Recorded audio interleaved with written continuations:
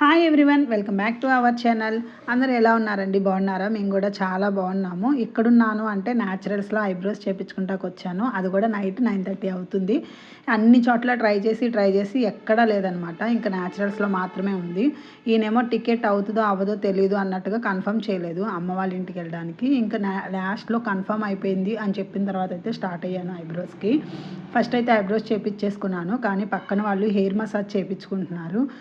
నేను కూడా చేయించుకుందాం, ఎలాగో హెడ్ఏక్గా ఉంటుంది, అలాగే నెక్ పెయిన్ బాగుంటుంది ఈ మధ్యన మిషన్ ఎక్కువగా స్టిచ్ చేయడం వల్ల అని చెప్పేసి చేయించుకున్నాను. హెయిర్ ఎంత స్మూత్గా ఉందో, అదే షాంపూ మనం వాడినా కూడా అంత స్మూత్నెస్ అయితే అనిపించదు, ఖచ్చితంగా డ్రై అనిపిస్తుంది. న్యాచురల్స్లో ఐబ్రోస్ వచ్చేసి 50 రూపీస్. అలాగే ఎయిర్ మసాజ్ చేశారు, అసలు ఎంత రిలాక్స్ అనిపించిందంటే నెక్, హ్యాండ్స్, అలాగే బ్యాక్ అంతా కూడా చాలా మసాజ్ లాగా చేశారు. చాలా రిలీఫ్ అనిపించింది. దాని కాస్ట్ వచ్చేపాటికి 500 రూపీస్ అయితే తీసుకున్నారు. మెంబర్షిప్ వల్ల 500 అంట, నార్మల్గా అయితే 600 అలా తీసుకుంటారేమో. పక్కన నేను హెయిర్ మసాజ్ చేయించుకుంటే ఆయన కూడా హెయిర్ కట్ అయితే చేయించేసుకొని ఇంటికైతే వచ్చేసాము. ఇంకా అంటే బయటే కొంచెం బిర్యానీ అయితే తినేసాము. హస్బెండ్కి ఎవరో చెప్పారంట పలానా చోట చాలా బాగుంటుంది అనేసి, ఇంకా అక్కడైతే తినేసేసి ఇంటికైతే వచ్చేసి అన్వికి పాలైతే ఇచ్చేసాను. ఫస్ట్ పాలు ఈ మధ్యన రెగ్యులర్గా ఇచ్చేస్తున్నాను, ఎందుకంటే సన్నగా అయిపోతుందని ఫీలింగ్ వచ్చే. కానీ మా హస్బెండ్ ఏమో నైట్ టైం డైజెషన్ అవ్వదు, ఇవ్వకు అంటారు. బట్ తనేమో పడుకునే ముందు ఖచ్చితంగా పాలు ఇస్తే తొందరగా పడుకుంటుంది, పాలు ఇవ్వలేదా లేట్గా పడుకుంటుంది. లేట్గా పడుకుంటే మార్నింగ్ లేయడానికి కష్టమైపోతుంది. అందుకనే రెగ్యులర్గా అయితే ఇచ్చేస్తున్నాను. రేపు ఊరు వెళ్తాను అనగా ఈరోజు వాషింగ్ మిషన్ దగ్గరికి వెళ్ళి చూస్తే అన్ని నైట్ డ్రెస్సులు బయటే ఉన్నాయి. ఇంకా అవన్నీ వాషింగ్ వేసేసి అవన్నీ ఆరిపెట్టేసా. నెక్స్ట్ డే కావాలి కదా అనేసి ఫ్యాన్ అయితే వేసి వదిలేసాను. నెక్స్ట్ డే బ్లాగ్ అయితే కంటిన్యూ చేసేస్తున్నానండి. మార్నింగ్ లెగిసి నమ్మటే ఇంకా ఫ్రెష్ అవుతున్నాను. ఫస్ట్ వీడియో తీస్తే కనుక ఖచ్చితంగా ఇదే చేస్తాను ప్రాసెస్. ఫస్ట్ అయితే హెయిర్ అంతా కోమ్ చేసేసుకుంటాను. రెగ్యులర్గా అయితే వీడియో లేకపోతే మూడుతోనే ఉంటాను, క్లిప్ అయితే పైకి పెట్టేసేసుకుంటాను. వీడియో ఉందంటే మరీ చూడడానికి బాగోదులే అన్నట్టుగా హెయిర్ అయితే ఇలా లూజ్గా వదిలేస్తాను. అసలే మన హెయిర్ కొత్తిమీర కట్ట, ఇంకా అదన్నీ ఇలా ముడి పెట్టానంటే చూడడానికి కొంచెం కష్టంగా అనిపిస్తుంది అని హెయిర్ అయితే ఇలా వదిలేస్తా. చాలామంది అనుకుంటారేమో ఎప్పుడు హెయిర్ లూజ్ హెయిర్తోనే ఉంటానని చెప్పేసి, బట్ ఎందుకంటే వీడియో కోసం మాత్రమే. నాకు కూడా డైలీ అలా వదలాలంటే నాకు చిరాగ్గానే అనిపిస్తుంది. ఇంకా లెగంగానే డోర్లు తీస్తాను కదా, తీయంగానే చల్లగా అనిపించింది. అసలు వెదర్ ఎలా ఉందంటే చాలా కూలింగ్గా మంచు పడుతూ అలా కనిపిస్తుందండి. అందుకనే ఒక వీడియో అయితే షూట్ చేసేసాను. టైం వచ్చేపాటికి 6:40 అయితే అవుతుంది. ఇంకా డ్రెస్సెస్ అయితే డబుల్ స్టిచ్చెస్ వేసుకోవాలి. నావేనండి, బయట వాళ్ళు అసలు ఈసారి అయితే ఎక్కువ ఒప్పుకోలేదు. ముందు రోజే వేసుకునేదాన్ని కానీ టికెట్ కన్ఫర్మ్ అయిందో లేదో కూడా చెప్పలేదు. నాకేమో మహాబద్ధకం వచ్చేస్తుంది. నాయి అనేపాటికి బయట వాళ్ళు అయితే స్టిచ్ చేసి ఇస్తాను, కానీ నావి అనేపాటికి చూద్దాంలే అని పెండింగ్ పెట్టేస్తాను. మొత్తానికి ఈ రోజైతే స్టిచ్ చేసేద్దాము అనేసి, అంటే ట్రైన్ టికెట్ కన్ఫర్మ్ అయిపోయిందండి ఈవినింగ్ అనమాట. ఇంకా అందుకనేసి మార్నింగ్ 6:30కి అయితే లెగిసేసి ఇంకా వర్క్ అయితే స్టార్ట్ చేసేసాను. ఎందుకంటే ఆయన లెగిసినాక ఆ సుప్రభాతం నేను అస్సలు వినలేను. అప్పటికే స్టిచ్చింగ్ మిషన్ సౌండ్ అయితే వినిపించింది. ఇదిగో నువ్వు ఊరెళ్ళే ముందే ఇలాంటివన్నీ పెట్టుకుంటావు, వాషింగ్ మిషన్ వేయడం, మిషన్ కుట్టుకోవడం, బయట వాళ్ళకి ఇవ్వడం, పరిగెత్తడం, ఇవన్నీ పెట్టుకుంటాను. ఎలాగో నేను చేయాలనుకున్న పని కంప్లీట్ చేసేస్తాను, కానీ ఆయన సుప్రభాతం అయితే ఆపరు. అందుకనే ఆయన లెక్క ముందే నిదానంగా లెగిసి అన్ని పనులు నాకు చిన్నవి ఉంటాయి అన్నీ కంప్లీట్ చేసేసుకున్నాను. ఇంకా రైస్ అయితే కడిగి పెడుతున్నానండి. అంటే ట్రైన్లోకి హన్వీకి పెరుగన్నం పెడదాము అన్నట్టుగా రైస్ అయితే కడిగి పెట్టేస్తున్నాను. మా ట్రైన్ వచ్చేపాటికి 1:30కి, బట్ యాక్చువల్గా ట్రైన్ ఎన్నింటికి వచ్చిందో కూడా నేను చూపిస్తాను.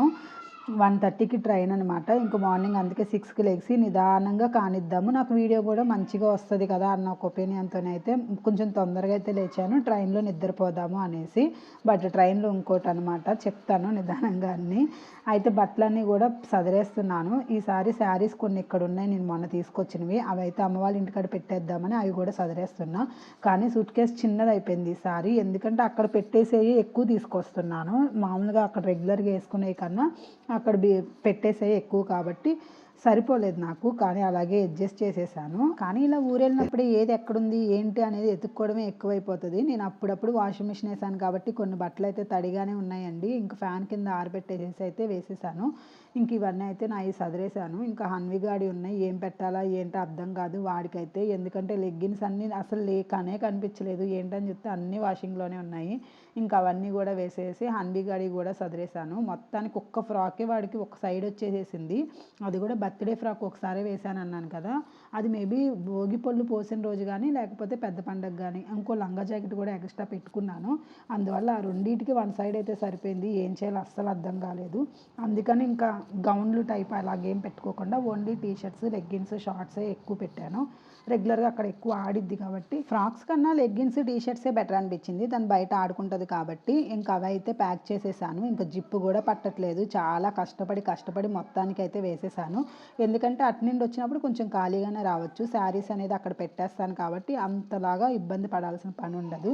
ఇంకా ప్యాకింగ్ అంతా కంప్లీట్ అయిపోయిందండి. హన్వి నేను ఇద్దరం కూడా ఫ్రెష్ అయిపోయి అయితే వచ్చేసాము. తను కూడా ఫ్రెష్ అయిపోయారు. ఇంకోటి ఏంటంటే తన ఆఫీస్కి వెళ్ళిపోతారు, అమ్మ వాళ్ళ ఇంటికి మా ఇద్దరమే వెళ్తున్నాము ఈసారి. తను పండక్కి రారా అంటే వస్తారు, బట్ ఏంటంటే ట్రైన్ టికెట్స్ అప్పుడు లేవన్నమాట. తనైతే ఎలా ఒకటి ఇబ్బంది పడైనా వచ్చేస్తారు. పాపతో ఉన్నావు కదా, కొంచెం నువ్వు ముందుగానే వెళ్ళిపోయి ఇబ్బంది పడ్డం ఎందుకు అనేసి తనైతే నన్ను ముందుగా పంపించేశారు.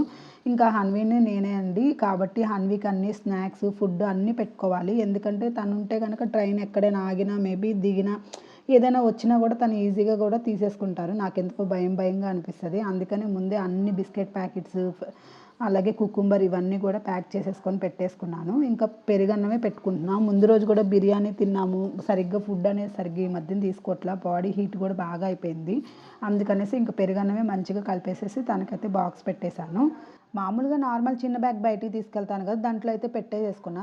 చూస్తేనేమో ప్లాస్కో ఉంది, లంచ్ బాక్స్ ఉంది. ఇవన్నీ పెట్టాలంటే ఆ బ్యాగ్ అయితే అస్సలు సరిపోట్లా. అందుకనే బ్యాగ్ అనేది చేంజ్ చేసేసాను.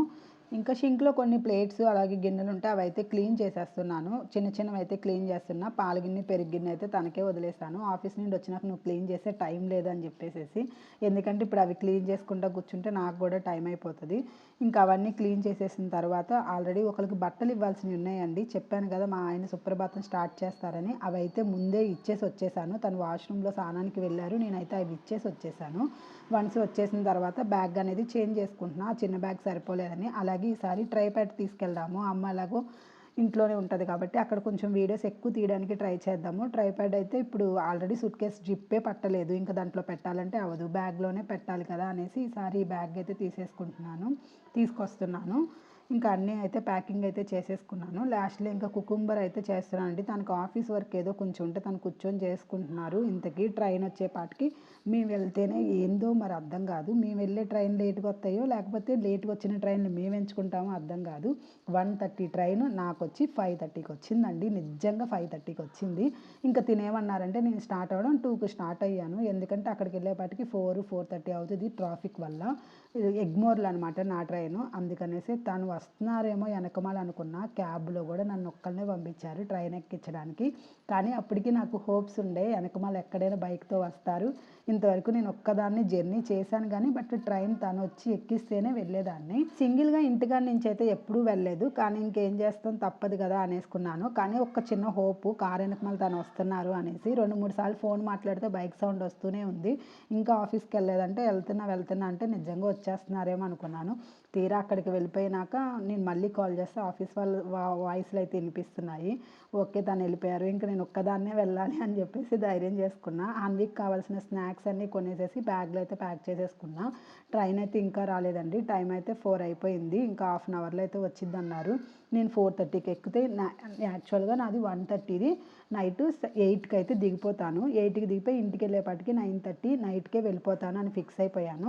బట్ ట్రైన్ ఎందుకు డిలే అయిందో నాకైతే తెలియదు కానీ 4:30కి వస్తుంది. అది 4:30 అంటే అక్కడ స్టార్ట్ అయ్యేపాటికి 5:30, 5 అయిపోద్దంట. ఇంకా నేను నైట్కి అయితే వెళ్ళడం అయితే చాలా కష్టం విజయవాడ. నాకు తెలిసి ఏ అర్ధరాత్రి దించిద్ది అనుకున్నాను కానీ అలాగే నాకు మిడ్ నైటే దించిందండి. స్టేషన్లోనే ఉండి మార్నింగ్ అయితే అమ్మ వాళ్ళ ఇంటికి వెళ్ళాము. ఇంకెళ్ళంగానే అమ్మ అయితే పూజ చేసుకుంటుంది. ఈ బ్లాగ్ కంటిన్యూ ఎల్లుండి అయితే అప్లోడ్ చేస్తాను. మిస్ కాకుండా ఎండ్ వరకు చూడండి. Bye bye. ఈ వీడియో నచ్చినట్లయితే please do subscribe, like, share, comment. Thanks for watching. Bye bye.